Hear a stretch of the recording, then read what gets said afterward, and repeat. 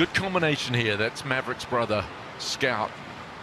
He's more the artist. Maverick's the scientist. And they use all the data from Hunter Stewart to get all this information. And they go about it from a mindset different ways. And they come up with a real clear plan. Scout was on the bag when Maverick won on the PGA Tour. The RSM.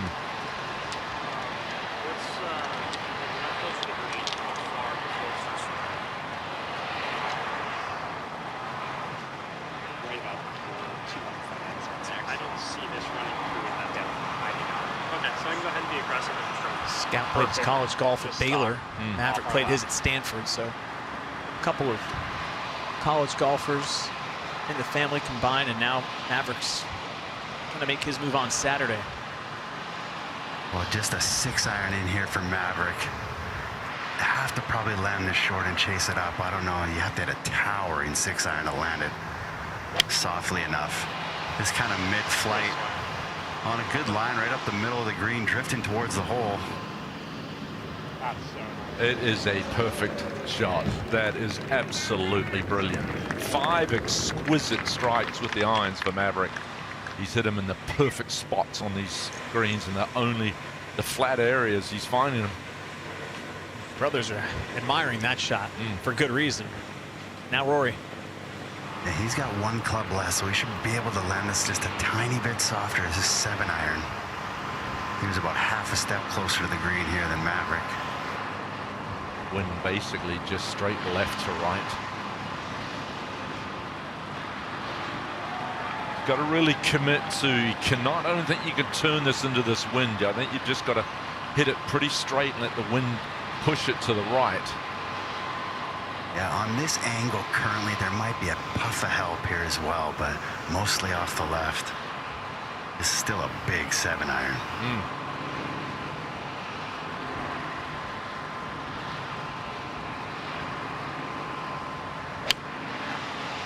Yeah, towering up the middle of the green. If the distance is good, it's going to land soft.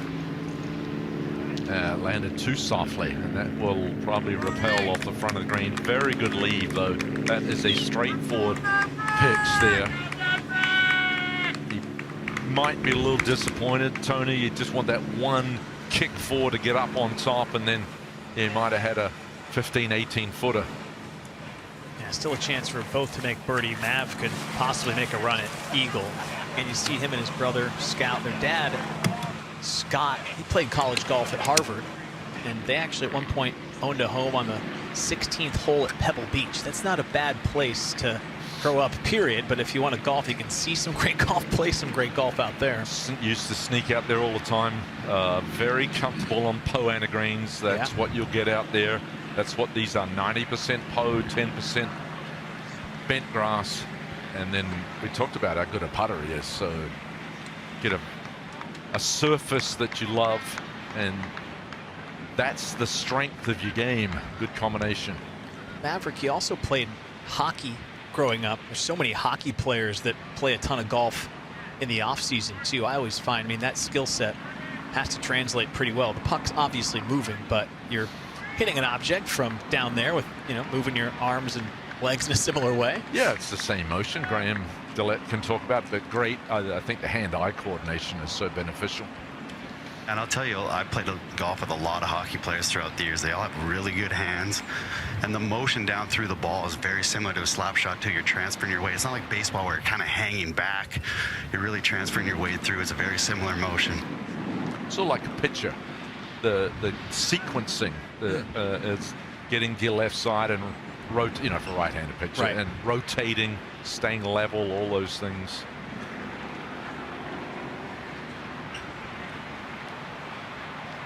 He has hit pretty much every shot, I think, as he intended today. It's a really nice start to Saturday. Yes, he has. To find anything to critique, as Rory's going to come up here. It feels like he really needs this up and down, get this round back to even, and try to make that charge. Yeah, he's got some options here, but he went straight for the putter. Didn't even really consider anything else. Maverick's fixing his pitch mark. I mean, what a perfect place to land, just on the upslope, just killed that thing. What a shot. I didn't realize it was this close till I got up here. He's actually leading the field. I know that this is today for Maverick in proximity 19 feet through those first 4 strikes, and this one's obviously going to improve that as well. That is incredible. I mean, inside 20 feet on any of these holes you'd sign up for when you put the tee in the ground, right? 35, 40 feet is what 45 feet is what the field is currently averaging. Golly.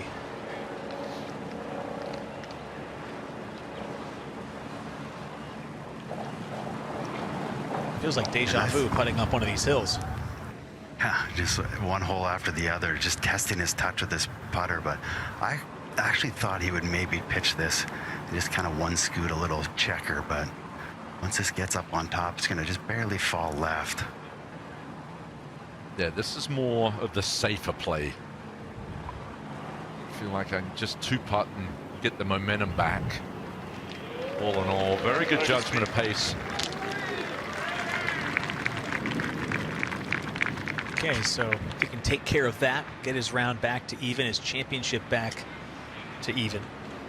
Yeah, if you're coming down the stretch on Sunday and you're faced with that shot, you won back, you actually might pitch it to try and make it. There, you just get 2 putts, get a birdie, get back to level for the tournament, start moving in the right direction. It's still a test of patience. Yes, it right? is. On Saturday. Acceptance, patience, all those things are so important.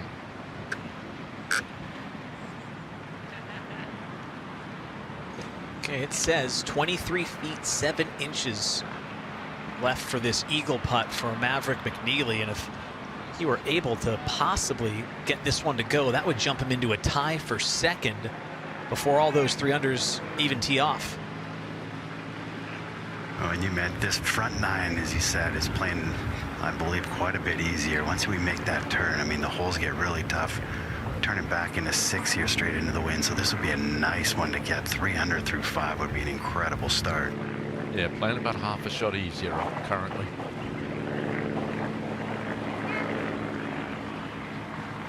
That one didn't roll true either, sort of hobbled along. The indication there, I know that Poa annua buds and seeds in the afternoon, but to me the strike's not quite as clean as he wants. He's had a couple of those.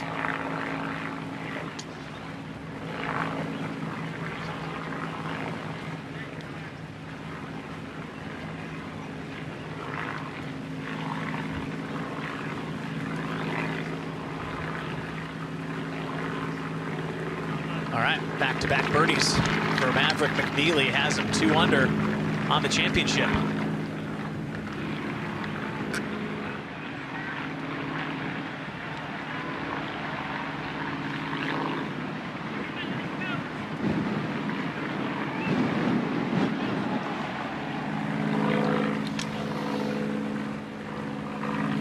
Just a tick more than 3 feet left for Rory's birdie putt.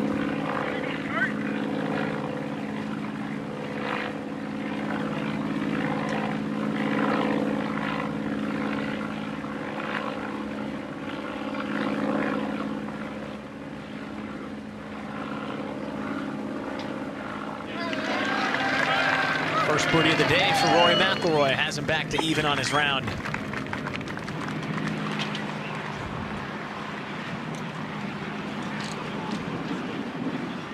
Takes us to the 6th hole. It's called Pond. It's the only time you'll see water on this golf course. Third longest par 4 on the golf course, 493, that wind direction back in the face. Just 3 birdies today. And fairway generous. The green floats. It's got knobs. It's got mounds. It's got major fall off. Really quite a difficult tee shot. It's at semi-blind, and then that hole location. Wow, pushed all the way in that back left corner. Today, it's on 29 paces, and the green depth back in that left corner is only about 31 or 32. So you have to be extremely cautious as you approach this green and this flagstick. It's been par each day for Rory and Maverick at the 6th.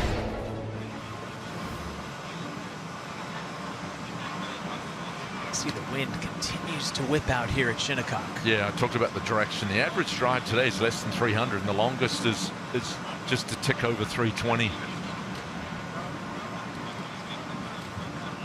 Yeah, and this is all you want in a par 4 right now, almost straight back in the wind. The second shot surely will, maybe a little bit out of the right here right now. The target's just right of those 2 tall trees in the background. Big wide fairway. I mean, we're talking like 60 yards wide.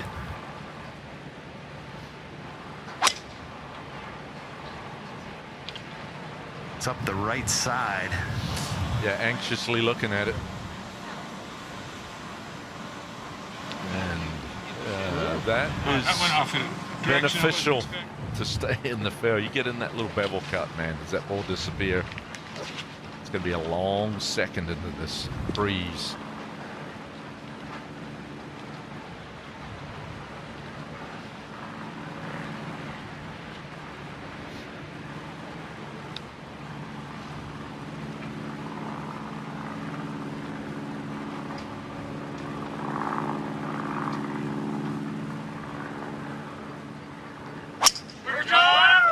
Much lower tee shot here for Rory back into the wind. This right up the middle of the fairway.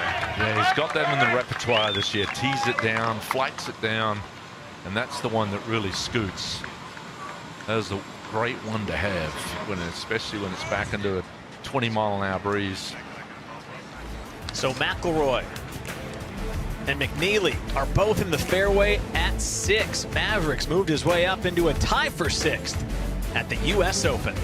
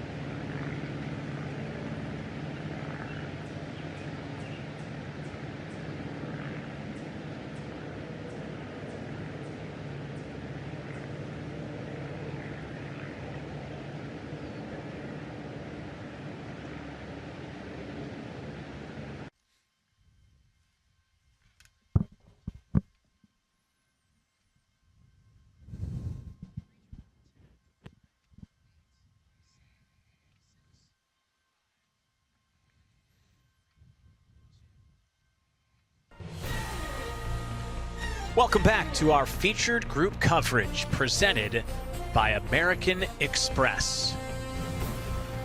6th time that trophy's been handed out here at Shinnecock Hills. Last man to win it was Brooks Koepka here in 2018. Retief Goosen back in 04. Corey Pavin 95. Great champions have won this event at this venue, and I think we're going to see something similar this weekend. Ray Floyd in there, feisty, gritty, determined. That encapsulates the champions here at Shinnecock, US Open. I love the diversity of their games. All those attributes you listed, they had in common, and then the way they played the game, you can just see them distinctly. That lets you know it's a fair test. The guy who's playing the best golf is going to win this championship this week. Yeah, I'm fully good with this. Okay. Just straight in, okay? Okay, Maverick hit it 277 off the tee. He's got a long way home. Yeah, 209. There's a false front that you have to cover. It's about 10 on this green, so call that 190. This is a 5-iron straight back into the wind. I mean, this thing has got to be hit hard if it's going to get anywhere near this pin. Yeah, you got an upturned saucer in the middle of this green as well. Can repel poorly struck shots.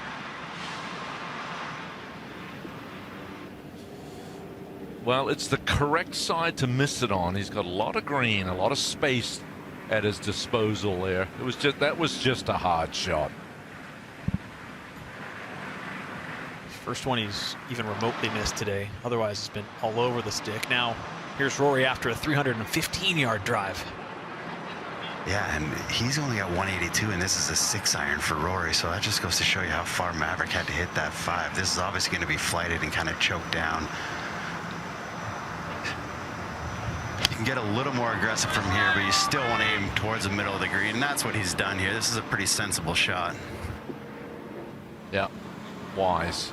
It looked to me like that is going to fall off of that inverted saucer, but to me it looked like he tried to save the face a little late, wanted to hit the draw, didn't quite get the release that he wanted, but good place to play from there. Another one up and over, a little rise that he'll elect to probably putt.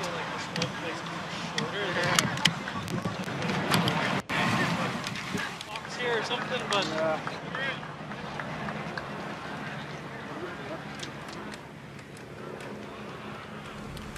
Well, the USGA Foundation, which includes the long-standing USGA members program, works to secure resources to ensure golf has a strong future.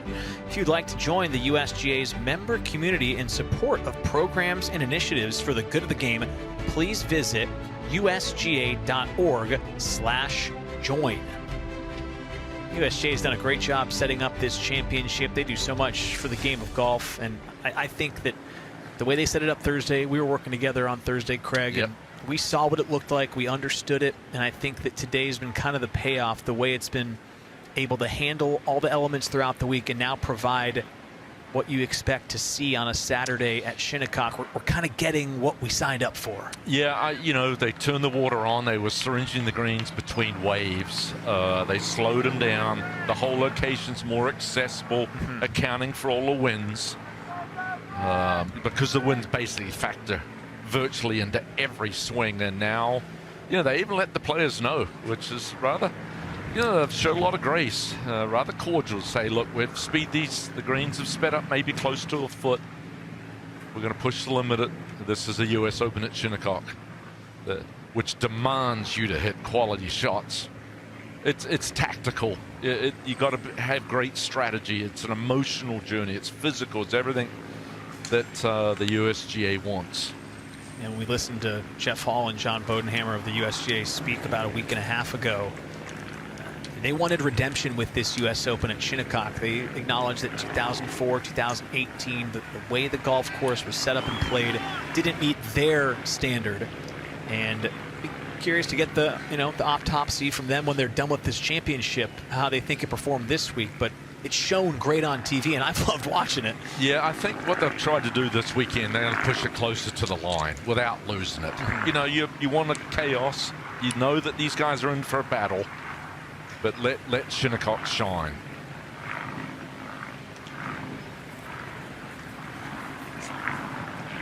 Okay. Looks like it'll be Maverick first. Yep. He's got a couple options. He got just a juicy lie here, so he can, it looks like that's what he's going to do. Try to carry it over that slope, and he'll be able to get some good spin on this. Just land it up on top. Not into the wind, not downwind, so that is also helpful.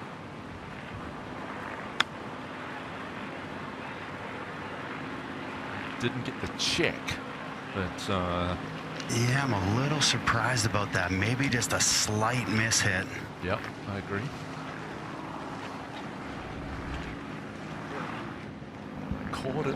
got it up on top. It just didn't get that first check. When you can pitch shots into the wind, even if you're short-sided, it can be really beneficial, but that was more just right to left than anything.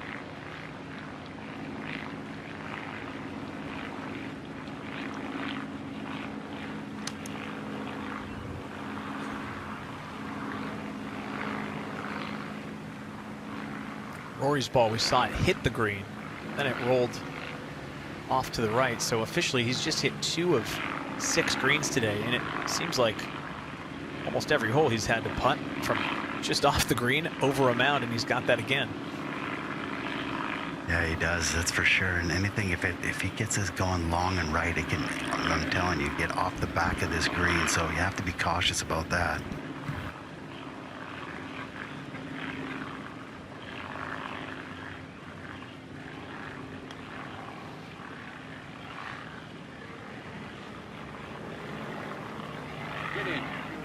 Oh, this is magnificent. This is perfection, and so timely. Back-to-back birdies for Rory has him in red numbers. 66 feet 6 inches. Goodness gracious. Precisely what he needed.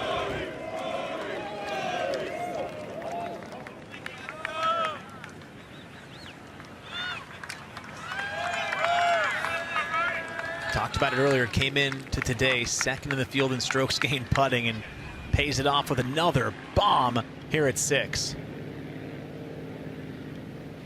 That thing had a lot of break to it, and his speed has been really good.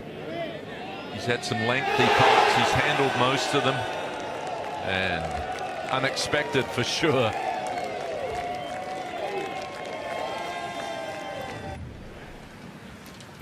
Well, that's the hardest hole on the stretch of 5 through 9 that is gettable. And now he's managed to pick up birdies at 5 and 6, certainly stealing a stroke at 6. And he's in a spot, if you can survive 7, 8, 9 are very gettable today. Now a tester for Mav to keep his scorecard clean.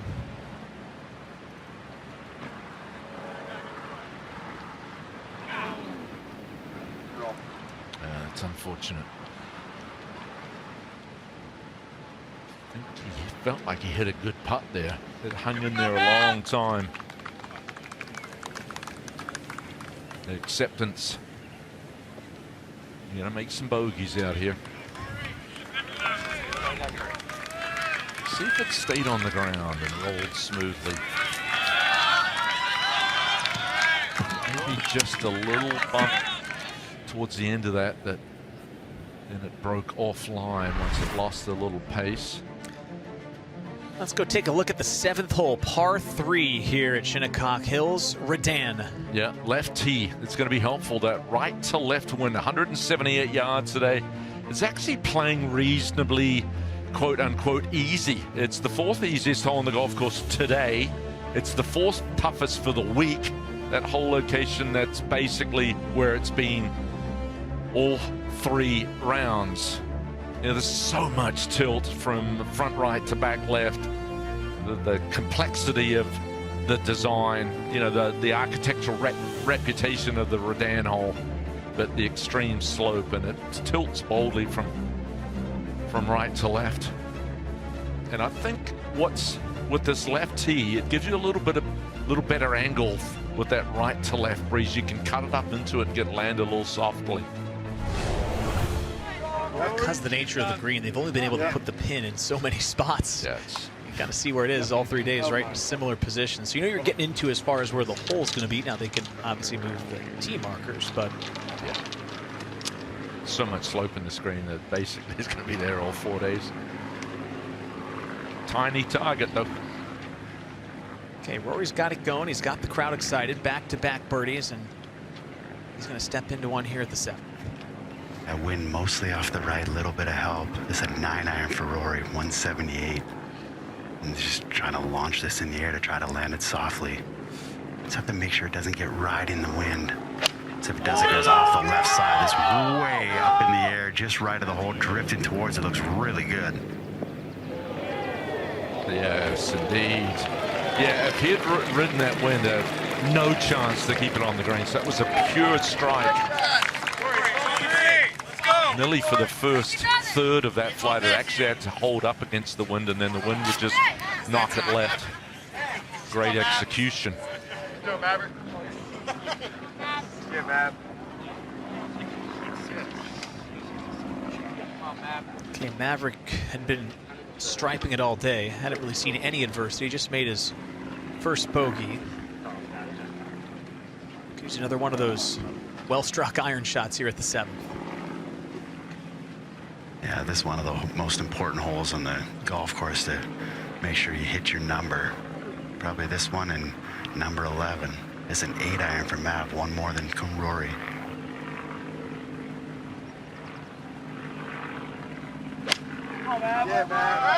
It's also launched high in the air, just right of the hole. Fighting the wind, it should land soft. Two absolute beauties right there. These guys are certainly, McNeely's putting on a display, and the last couple iron shots from Rory have been wonderful. Get the sense like they're feeding off each other a little bit here in this Saturday pairing. It's just a good, hard strike. He's got that compression, hits his irons a long way, and landed so softly. That's that cutting up against that right to left wind. Really good strike. Some 2 birdie chances from just inside 17 feet. Mavericks inside 8 or 9 feet. That's what we talked about a little bit earlier. These are the 3 pin positions on this green this week. Not a lot of options for the USGA, and that's just fine. The hole is hard enough as is. Hit your target. Yeah, basically, 12 to 15 on, and they're all pretty much 10 from the edge. McNeely used to work with Alex Murray out in Burlingame, and then he did spend a lot of time early in his career with Butch Harmon. He's actually done some good work with Scott Hamilton of late. He used to be a hard, low drawer of the golf ball. Now he's got more of a consistent strike, more of a fade. The ball striking is better, and certainly has been on display through the first 7 holes. This group's made a little bit of progress here. You see they're each 1 under on their round. Started the day at even par, so they're off to a nice start, 1 under through 6, both tied for 7th. Of course, Rory, the 6-time major winner. Maverick McNeely looking for his first major championship. Yeah, Rory making his 80th start in major championships, 18th consecutive start in the US Open, and Mavericks just beginning the journey. The 4th in the US Open, and it's 15th start in a major. And Rory just 7 years older than Maverick McNeely too. Just feels like he's been around forever, and he has. It's just because we met him at such a young age. And he seems probably older than he really is. Yeah, Rory, you talked 6 wins, 4 seconds, 4 thirds, 20 top 5s, 35 top 10s. Incredible. The longevity and consistency. He's actually planning his 1,000th round. This is a US Open, but it's considered PGA Tour. His 1,000th round on the PGA Tour today. That's a lot of golf. Yes, it is. I also saw too, he's got the 4th most rounds in the 60s in US Open history, behind just Jack Nicklaus, Phil Mickelson. He's actually 1 ahead of Tiger Woods. So it's pretty remarkable. And if you break par today, you're in the 60s. That's true.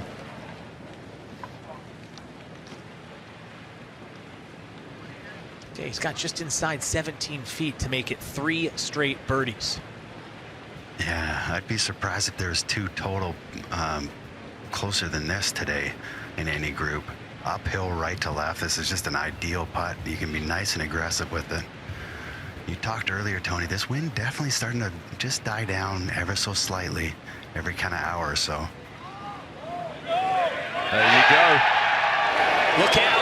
3 in a row for McIlroy, making his presence felt.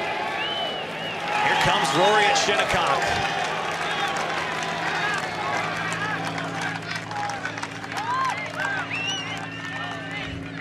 Yeah, he looked a little flummoxed early in the round through his first 4 holes, but boy, has his fortunes changed. perfectly played hole.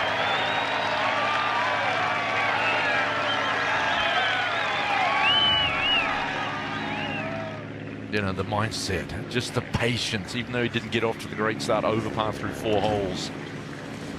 Just let it come to you. Do not force anything.